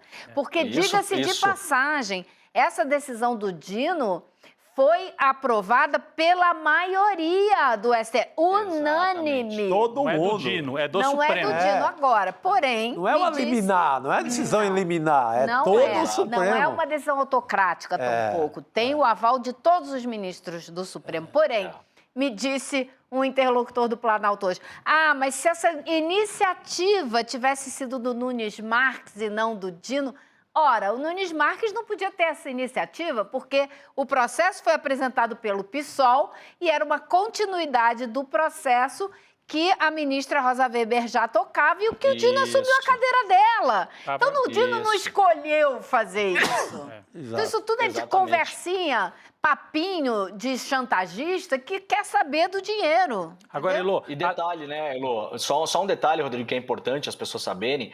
O governo tem as suas limitações porque a argumentação usada pelo Flávio Dino no STF, ela recorre primeiro à Constituição Federal e depois à Lei de Responsabilidade Fiscal. Se o Lula deixar a digital na liberação de dinheiro que for contra uma decisão do STF, ele pode, inclusive, cair na lei da ficha limpa ou ter um crime de responsabilidade que abre uma porta para o impeachment. Então, isso é uma cilada, Bino. Isso é uma cilada. Cilada. Agora, além desse tema das emendas, que tal, então fica paralisado até o Lula, não sei, a hora que o Lula vai poder decidir isso de dentro do hospital ou vai passar para o Alckmin decidir. Um outro tema que a gente vinha falando ontem, Chico, reforma ministerial, que começaria pela área da SECOM, Secretaria da SECOM. Como é que fica isso? Até porque hoje o Paulo Pimenta apareceu fortemente. Paulo Pimenta teve muito trabalho, né? Teve trabalho. A gente até tem a fala. A gente mostrou o Padilha, né? Mostramos o Alckmin, mostramos o Padilha. E quem apareceu para falar? O próprio Paulo Pimenta, né? Da SECOM. Disse em entrevista que a Rádio Gaúcha, né? Que o governo não vê nesse momento necessidade de um afastamento oficial do presidente. Está cumprindo, né? O papel ali, ocupando espaço. Que era uma entrevista, claro, marcada com antecedência para ele falar, inclusive, da reforma e da saída dele. Pois é. Mas aí o boletim médico se impôs. E aí ele vira porta-voz do governo, quase, de novo. Ele até se fortalece um pouco, tem que dar notícia, né? Então você vê como mexe com o cenário. É mais um tema que fica paralisado, me parece, né, Demore? Até o Lula se recuperar, pelo menos uma semana, né, até sair. Eu acho que isso aí aí pode esquecer. É só para o ano que vem. Não vai, até porque não vai decidir verba publicitária, que é o que a SECOM faz, não vai mudar, não vai ter uma grande estratégia de comunicação para o governo ser mais popular daqui até o Natal. Então, dá para deixar. Agora, a novela do Lira, que ele chega lá na sala do Lula, o bastidor dessa conversa, que ele chega lá já dizendo, olha, tá um caos, não sei mais o que fazer com os deputados, todo mundo me cobrando. A conversinha dele é essa. O caos é ele é o caos. E não é só ele não, Chico, porque o União Brasil e o PSD estão em polvorosa. Eles arrumaram uma rebelião dentro do Congresso. Sim, eu digo a forma de comunicar. Então ele tem como usar isso, eu não tenho nada a ver com isso. Essa forma que eu digo. Não e ele sou tem a eu, ver né? com isso, Mas ele comunica. incensa essa. Olha, o povo lá está reclamando, não tem nada a ver com isso. E a gente sabe que não é assim. Essa questão do... Tem duas coisas importantes, né? A primeira questão é a questão do Pimenta, né? O Pimenta, ele ganha um respiro aí, né? Porque sobrevida. Vamos lembrar que semana que vem, gente, segunda-feira, dia 16, é a última semana do ano. Acabou o ano. Exato. Então, eu imagino que não se faça mais nada em relação à reforma ministerial por enquanto, né? Essa reforma ministerial, ela está muito ligada também à sucessão do PT. Há uma disputa interna dentro da sucessão do PT, a votação para uma nova presidência, uma nova diretoria vai acontecer entre março e abril do ano que vem. Tem um grupo majoritário liderado pela Gleisi Hoffmann, tem um outro grupo que é ligado ao Edinho Silva, ex-prefeito de Araraquara, o José Dirceu se aliou a esse grupo também, o Edinho eventualmente é um dos cotados para assumir a SECOM no lugar do Pimenta. Sim. Então é um grande bololô que eu posso imaginar que com o Lula agora internado não se resolve. Agora, Chico, olha só que coisa curiosa, né? Justamente hoje, no dia posterior à reunião do Lira com o Lula para as emendas, pegaram um vereador jogando uma sacola de dinheiro pela janela. Exato. Né? 250 mil reais. Esse vereador, por acaso, é aliado do Lira na prefeitura lá da cidade, onde o irmão do Lira... eu acho que chama, né? Chama aqui, ó. Tem o nome da cidade aqui, sim, ó. Sim. Cidade do Elmar Nascimento, né? É aqui, ó. Eu até separei uma notícia. A gente falou disso aqui porque a história é maravilhosa. Campo Formoso, na Bahia. Campo Formoso. Campo Formoso, 71 mil habitantes. Olha a notícia recuperada do portal Metrópolis de junho desse ano, tá? 71 mil habitantes. Esse dinheiro que foi pego com esse cara, a suspeita é que seja dinheiro de emendas, dessas emendas que foram mandadas para lá. Elô, olha o tamanho do montante, tá? O montante que recebeu essa cidade, Campo Formoso, que é uma cidade de pouquíssimos habitantes, 71 mil habitantes, só de emendas, que inclui o Elmar Nascimento, que era o candidato preferencial do Lira para assumir a presidência da Câmara no ano que vem, não vamos esquecer, essa cidade, o prefeito é irmão do Elmar Nascimento, né? E o vereador que jogou a sacola de dinheiro pela janela é primo dele. Primo dele. Eles mandaram de emenda, Elô, sem nome, sem destinação, sem análise técnica, emenda Pix. 31 milhões de reais só em 2024. Para se ter uma ideia do tamanho do número de emenda, 31 milhões para essa cidade, Salvador, que é a capital da Bahia, recebeu 14. Caramba. Então, os caras mandaram o dobro de emenda, Chico. Lembra da cidade que tinha mais dentadura do que boca? Por aí, por aí. Aí, na hora que a gente está discutindo a chantagem para receber a emenda, a Polícia Federal faz essa batida e mostra o que é o resultado prático de permitir que essas emendas sejam distribuídas sem nenhum critério, sem nome, endereço, telefone. Porque o dinheiro vai para a prefeitura, que já está mancomunada com o autor da emenda, aí faz-se licitação para uma obra qualquer, cobra-se 10 vezes mais e distribui-se o dinheiro para todo mundo que participou da farra. Então, é como me disse o deputado hoje, isso é que é fisiologismo, esses caras... Deputado de primeiro mandato, tá, gente? Ter a coragem de defender esse processo, ter a coragem de negar que essas regras são básicas e mínimas. E é isso que a gente está vendo, é esdrúxulo. Qual era aquela novela que terminava com o cara jogando dinheiro pela janela? Acho que era Pecado Capital, né? Pecado Capital. É que nesse caso... Dinheiro na mão é vendaval. Dinheiro na mão é vendaval. Dando uma banana. Dando uma banana pro povo. Lembra? Essa aí é vale tudo. Aí já é vale tudo. Vale Pecado Capital é mais antigo, demônio. Agora, imagina quantas escolas, quantos postos de saúde, quantos professores poderiam receber mais decentemente se a gente não tivesse esse esgoto correndo debaixo do Congresso Nacional. Sabe? 31 milhões, Elô. 31 milhões. Olha só, Chico, 31 milhões para uma cidade de 70 mil habitantes, grosso modo, tá? É $500 mil por habitante no ano eleitoral, gente. Eles usaram esse negócio para comprar voto. É evidente foi uma o que está acontecendo. Você ganha qualquer eleição. Não tem como não ganhar uma eleição. E outra, não estamos falando de um Zé Mané qualquer. É o Mar Nascimento. Exato. Cacique do Congresso. Que ia ser candidato, desistiu, tomou ali o fez trio elétrico com o Lira, teve uma farra no mar da Bahia com o Lira, prepararam a candidatura dele. No meio do caminho deu, acho que deu zica, mas era o candidato. Não, e esse vereador joga, ele atira da janela uma sacola com essa grana toda. Ele está ameaçando sair do União Brasil. Que é a única maneira de chegar ao povo esse dinheiro, né? A única maneira é essa. Chico, eu posso imaginar, porque a Elô acompanha Brasília, essa desistência do Omar Nascimento, ela foi misteriosa, ninguém entendeu muito bem o que aconteceu. Eu posso imaginar que eles já imaginavam o que iria acontecer hoje, né? Eu posso imaginar que já tinha ventos rolando aí, porque a CGU já estava fazendo um pente fino nessas emendas, já tinha saído algumas notícias, pente fino pedido pelo Flávio Dino, e aí já tinham pedido para a Polícia Federal olhar. Então, eu acho que o Elmar Nascimento foi abatido em pleno voo com essa sacola jogada pela janela. Eu poderia ter até uma outra leitura disso, porque o Elmar Nascimento, ele foi derrotado, ele não desistiu, ele se juntou com o André Brito no último momento para tentar fazer frente à candidatura do Hugo Mota, né? Então, eu acho que pode ser o contrário. Ele pode ser que ele quisesse muito esse lugar de presidente da Câmara para se blindar e continuar fazendo as suas operações, entendeu? Perfeito. Então, olha, nesse caso, o dinheiro... Não teve aquela cena da novela que o dinheiro saiu assim voando, porque ele caiu todo, né, dentro da mala.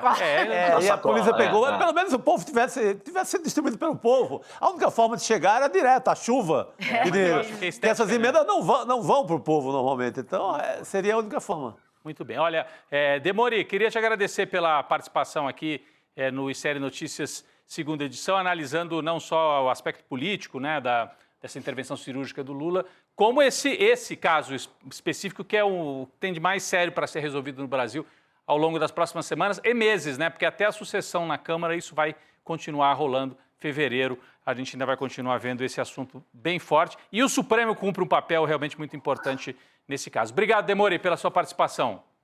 Obrigado, gente. Amanhã eu estou de volta. Valeu. Valeu, querido. Valeu, muito bem. Olha, a cirurgia do presidente Lula se tornou assunto internacional, né? A Heloísa Vilar dizia que a família dela estava preocupada lá nos Estados Unidos. Meu filho que mora lá na Califórnia manda um recado: mamãe, Lula tá ok? Lula tá bem, o filho, né? Meu preocupado. Filho. Mas é isso, olha, rodou o mundo. A gente separou algumas manchetes aí, estão na tela. New York Times, Lula se recuperando depois de cirurgia. Depois da cirurgia, a outra é do Guardian, né? O presidente Lula em cuidados intensivos, depois de uma cirurgia no cérebro. El País, Espanha. Lula, operado de emergência de uma hemorragia cerebral depois de uma queda em outubro na sua residência. E a manchete já recupera a história inteira, né? Desde a queda 51 dias atrás. E a última ali era o La Nación, né? Da Argentina.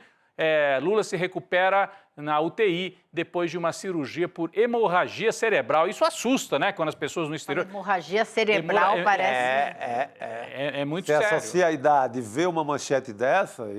Teve gente até que explicando, se dando trabalho de explicar, olha, não é um AVC, porque fala hemorragia cerebral. Você já pensa num AVC, né? Aliás, não tem nada a ver com... Nada a ver. Um AVC é realmente a sequela daquela queda. E o doutor Pedro Torinho deu uma entrevista para a gente, explicou, né? São pequenos vasos sanguíneos entre as membranas, que a hora que há o movimento ali, eles se rompem e há um gotejamento lento e aí se acumula. Ele não tem nada a ver com um AVC, é algo bem diferente de um acidente vascular cerebral. Bem, nós vamos contar com a participação de mais um convidado, mais um colunista, né, aqui da nossa equipe de jornalistas, o Guilherme Amado, vem chegando aqui de Brasília para analisar com a gente as consequências, inclusive políticas, né, principalmente políticas, porque as consequências médicas a gente mais ou menos já analisou aqui com o nosso convidado. Obrigado, boa noite, Guilherme Amado, bem-vindo mais uma vez. Boa noite, Rodrigo. Boa noite, Chico. Boa noite, Elô. Boa noite, comunidade. Então, Amado, a primeira pergunta, a gente tentava aqui, no caso específico das emendas, decifrar. O governo para com o Lula no hospital ou o governo segue com o Alckmin tocando aí o palácio? O que tem que acontecer? O que vai acontecer se você já tem uma pista do que pode acontecer nos próximos dias? Olha, segue normalmente, né? O Lula não se afastou da presidência, né? Você teve o Alckmin hoje fazendo só a agenda internacional, que essa foi passada para ele. Agora, o presidente em exercício segue sendo Lula. E a principal questão nesse momento do governo, que é solucionar o problema das emendas, né, para conseguir aprovar o pacote de corte de gastos, teve agora há pouco um andamento que era algo que já estava autorizado pelo Lula, apenas o governo deu prosseguimento, que foi a edição de uma portaria entre a Secretaria de Relações Institucionais, do Padilha, né, o Ministério da Fazenda, o Ministério do Planejamento e o da Gestão, lá da Esther Dweck, que nessa portaria eles definem quais são as regras para o pagamento de emendas, conciliando os interesses imediatos dos parlamentares de receber, olha aqui o ato falho sobre o meu entendimento de emendas, de pagar as emendas, dar andamento às emendas que eles indicam, mas que eles, claro, não têm nenhum tipo de recebimento em relação a essas emendas, com as regras definidas pela decisão do STF. Então, essa portaria cria, por exemplo, a possibilidade deles, estou falando com vocês e lendo aqui o texto que a Secretaria de Relações Institucionais enviou. Acabou de sair, né, o texto? Porque, não, a Heloísa falava uns 20 minutos atrás. Acabou de sair. Que estava esperando o texto. Então, acabou de sair, que bom. Não, então é notícia de agora, importante para quem está... Saiu a portaria, que vai regulamentar isso. Então, diga para a gente. Saiu a portaria. E aí ela define que pode haver liberação imediata de pagamentos com prazo final até 31 de dezembro para apresentar os planos de trabalho de cada transferência. Então, é um detalhamento que o governo fez, seguindo a exigência do STF de que tem que ter um plano de trabalho cada emenda, mas dando até 31 de dezembro para esse plano ser apresentado. 20 dias. Então, minha pergunta para você, Gui, é a seguinte... Ganha 20 dias. Quando saiu essa medida do Dino, eu estava no Congresso e os congressistas estavam quicando, dizendo 60 dias para apresentar um plano, mas como a gente vai apresentar um plano de uma emenda que a gente já fez e que na época a gente não fez plano nenhum. Então a gente vai fazer um plano a posteriori para um dinheiro que a gente já pediu para pagar e agora eles têm até dezembro para fazer o que o Dino já tinha dito, que eles tinham 60 dias para apresentar. Oi, Lu, mas é uma confissão louca essa, né? Falaram para mim, eu sei, eu tô acreditando né, em você. Por isso que eu tô dizendo, é uma confissão de uma esculhambação sem fim, né? Eu sei lá para que eu mandei aquele dinheiro lá pro eu não mandei pro vereador que ia jogar na janela ou não. Como que eles vão fazer? Porque eles têm até o fim do mês para fazer, tem poucos dias agora para fazer. Tá bom, faz lá, escreve aí na coxa um projeto e entrega. Só que isso tem que ser checado pelo executivo. Então, se esse projeto não existe... E o governo vai ter... Exatamente, o governo vai ter até 1º de fevereiro, quer dizer, vai ter o mês de janeiro todo para fazer a checagem, a avaliação desses planos. Agora, uma dúvida que para mim não está muito clara na redação da portaria, até já encaminhei essa pergunta aqui para a Secretaria de Relações Institucionais, é o seguinte: se vai haver a liberação imediata do dinheiro e o plano vai ser avaliado posteriormente, e se o plano não for aprovado, o dinheiro já foi liberado. Não sei como é que vai ser. Eles vão ter que detalhar como que vai ser eles vão ter que mexer nesse detalhamento, nesse plano? Não sei. Isso não.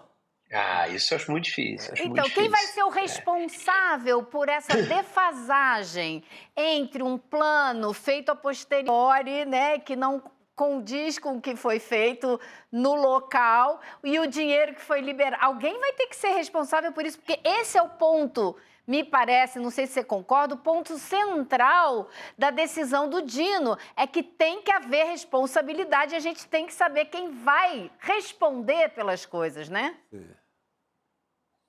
Isso é um ponto que a portaria enfatiza. Tem que estar identificado quem é o responsável por aquela emenda. Isso que é uma coisa que está na decisão do STF também. A execução das emendas está condicionada à identificação do parlamentar ou do grupo de parlamentares solicitantes. Ela decorrerá de manifestação formal do solicitante a ser inserida pelo órgão executor da emenda nos respectivos sistemas de informação pública. E aí 2 nuances aqui. ONGs, né? Entidade do terceiro setor. elas vão ter que dar transparência a todos os recursos captados por meio de emendas desde 2020, ou seja, desde o início do orçamento secreto. Então, toda ONG que recebeu emenda desde 2020 vai ter que dar transparência a isso. E as emendas da área da saúde, especificamente, vai ocorrer a liberação das emendas que tenham sido aprovadas tecnicamente pelo Ministério da Saúde, com as secretarias estaduais e municipais da saúde. Os recursos previamente empenhados só terão pagamentos realizados após a comprovação pelo Ministério da Saúde de que esses requisitos técnicos foram cumpridos. Então, especificamente, emenda de saúde vai ter uma etapa a mais de controle. Perfeito. Então, acabou de sair essa portaria que a Heloísa vinha falando para a gente durante o programa, que ela estava de olho aqui, vai sair. E enquanto a gente conversava com o Demore, a portaria acabou sendo publicada e o Guilherme Amado trouxe aqui em primeira mão. A gente falou bastante do caso do vereador, né, de hoje, ligado ao Elmar Nascimento. A gente não tinha mostrado ainda a carinha do vereador, nem o dinheiro, por favor. né? A nossa equipe separou aqui, é o vereador, olha aí, é o Francisquinho, é o vereador Francisquinho Nascimento, de Campo Formoso, na Bahia, primo do deputado Elmar Nascimento, tem até o mesmo sobrenome, que é o líder do União Brasil na Câmara. Está aí a fotografia do Francisquinho, que atirou pela janela. A gente fala assim, jogou dinheiro fora, jogou dinheiro pela janela, literalmente. Atirou uma sacola com 220 mil reais. A PF recuperou o dinheiro. Na operação como um todo foi apreendido mais de R$1 milhão em dinheiro vivo. Está aí na tela, Elô, o dinheiro recolhido com o Francisquinho. Ele queria fugir do flagrante ali. Jogou pela janela e escapou para ver se fugia, mas... É um exemplo concreto do que justamente o STF está tentando coibir, né? É um exemplo concreto, clássico. Agora, Guilherme, eu queria te fazer uma pergunta. Você está falando que, então, essa portaria interministerial, ela exige o autor do pedido da emenda, né? Então, isso significa que ele será o responsável. Você acha que vai todo mundo apresentar plano para tentar liberar esse dinheiro ou vai ter gente que vai falar, melhor não mexer com isso, melhor deixar isso para lá? Até porque, Lô, completando, tem que dar transparência de 2020 até agora, então... Não, isso é para as ONGs. Só para as ONGs. Não vale para todas as emendas. Só para as ONGs. Não vale para todo mundo. Só o pessoal das ONGs que vai ter que apresentar. Mas aí, Elô, te perguntava. Eu acho, Elô, que... eu acho que eles vão pagar para ver, sim. Uma coisa que eu nesse tempo aqui em Brasília, esses anos eu aprendi, é que as pessoas não se constrangem com os mecanismos de controle na hora de fazer coisa errada. Assim, elas acreditam que elas vão conseguir driblar e vão conseguir passar por cima. E o fato é que o histórico dá razão a elas, né? O que aconteceu com o Arthur Lira no STF, vamos lembrar de novo, né? Não canso de recordar aquele inquérito do kit robótica, que, assim, se descobriu com evidências fortíssimas um esquema de corrupção que chegava até o presidente da Câmara. Lá Chegou na Operação Taturana, né? Guilherme, já começou lá atrás quando ele Exatamente. era local, deputado local, na Câmara local. Então o histórico aponta para essa turma que a ousadia deles vale a pena, faz sentido, né? Sim. Agora, posso pedir sair um pouquinho dessa questão das emendas e voltar para a análise mais política, da consequência política dessa intervenção cirúrgica sofrida hoje pelo presidente Lula? A gente já falou bastante sobre isso, mas queria ouvir o Guilherme Amado. É claro que a oposição vai usar isso para desgastar o Lula, dizer que ele não tem condição e tal. Você acha que pode ter alguma consequência política? O que você sentiu nessas primeiras horas? A oposição está aí sempre para aproveitar alguma coisa para desgastar o governo, né? E, nesse caso, vão usar essa questão, olha, a idade, a saúde e tal. O que você sentiu nessas primeiras horas, as reações aí da oposição ao Lula e até internamente, se você conseguiu colher alguma coisa aí nos bastidores, Guilherme, de como é que isso vai ser levado pela turma também próxima ao governo? Sim. Olha, por parte da oposição, Rodrigo, eu posso ter perdido alguma coisa ao longo do dia, mas eu não vi hoje, pelo menos, eles usando isso. Eu acho que estão um pouco de cautela, mas eu concordo com você. Muito provavelmente vão usar, né, como algo que indique que o Lula não tem condição de concorrer e tal.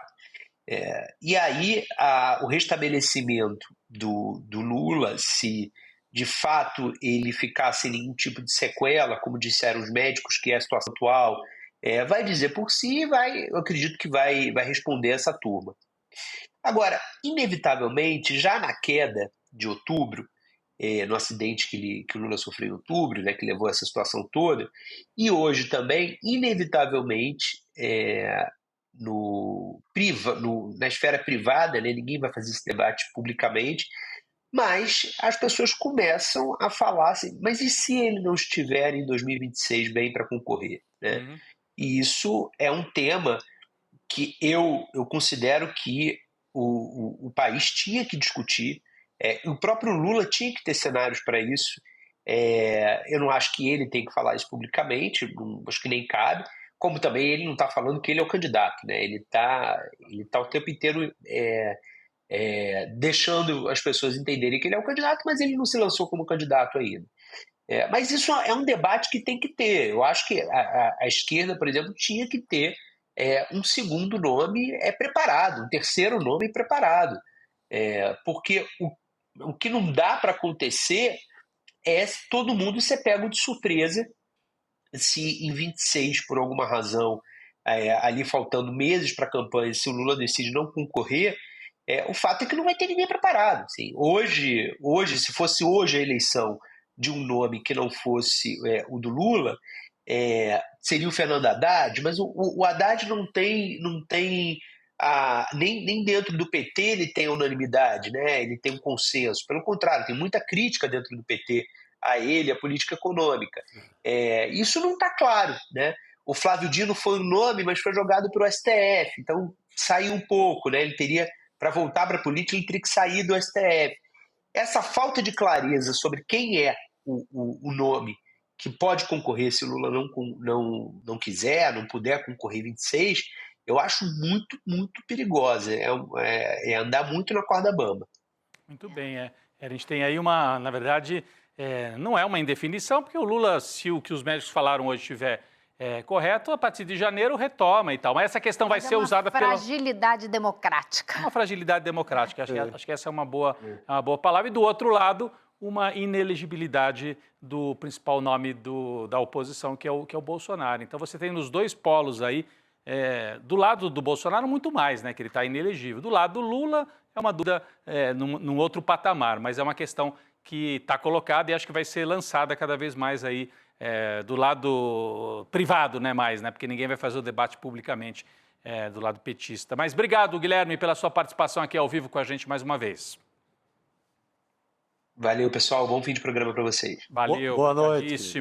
Olha, gente, hoje à noite tem a estreia de uma série aqui no ICL, da qual a Elô foi protagonista, certo? Quer dizer, o protagonista mesmo é esse que está na tela, né? É o Trump, infelizmente, né, Elô? Mas é a ameaça global, né? A ameaça global, os perigos da nova era Trump. São 3 episódios, Elô, explica pra gente. Exatamente, são 3 episódios, então não vou a lugar nenhum, aqui ficarei, porque vamos exibir 2 episódios hoje e teremos um debate com o professor James Green, que é um brasilianista que é muito ativo na interlocução política do Brasil com os Estados Unidos, e também o professor Castro Rocha, que analisa muito bem o que é a extrema-direita hoje mundial, como que ela está crescendo e em que bases ela está crescendo. Então, a gente vai tentar também explicar nessa série um pouco do que vem por trás do crescimento dessa extrema-direita, o que está alavancando, embasando essa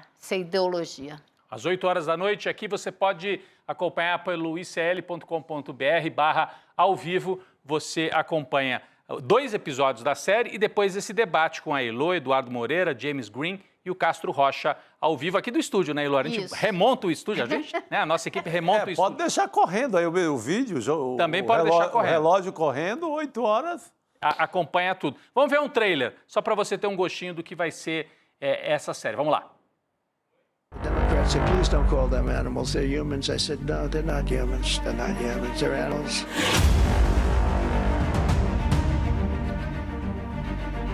They're eating the dogs, the people that came in. They're eating the cats. They're eating the pets of the people that live there. Most of the people in this room voted for a wall. I will get it built. Worried about anything in particular? Our women's rights. Climate change is one of the greatest con jobs ever because global warming didn't work.